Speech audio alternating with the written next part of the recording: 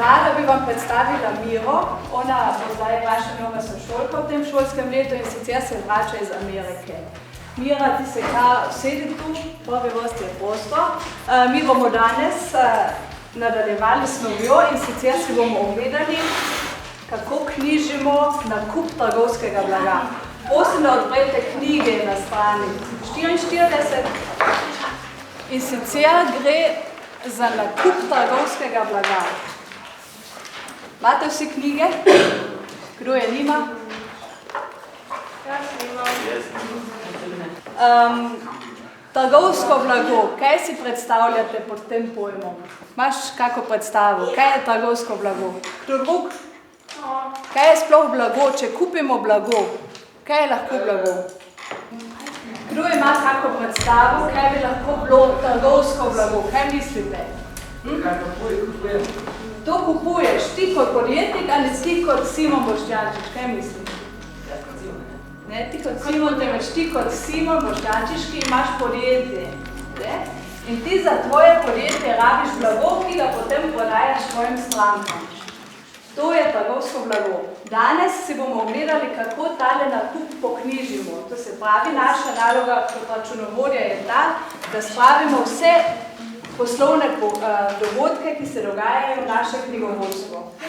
To se pravi, naša naloga bo tole, vi to zapravite do četrtka, bomo skupno zapraviti. Ne podati do četrtka, Kako je bilo to leto v Ameriki? V Ameriki... Kaj si pa hotela meni pokazati? Ja, moj tatu. Kaj? Ja, moj tatu, glej. Imaš pa fejn skritega. A bi nam mogoče tudi pokazala? Ej, dan začej je party za Miro, a hočete priti? Ja, lahko.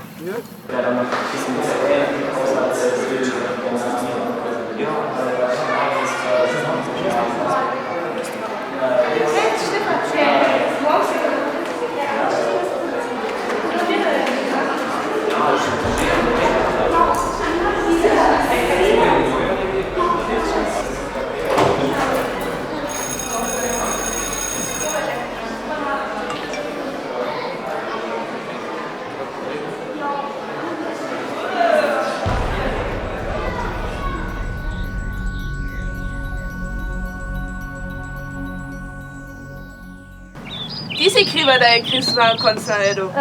Kaj sem kriva? To pa že sama veš. Fiks je sam pogruntal, da si bič.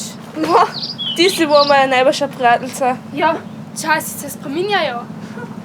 Tih bod zdaj, nobene besede o Chrisu. Si razumela? Kaj? Ej, foh, tih bod. Okej.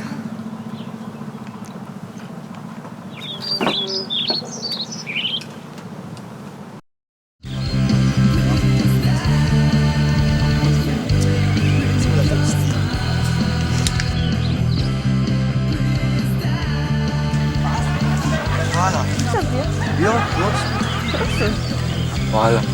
New York je res super, si moraš res enkrat ogledati. Res? In vsak večer smo šli v klube. A ni tako v Ameriki, da smete šele od 21. leta naprej? Ja, ampak mi smo vedno naredili takšne Ja, in- house party.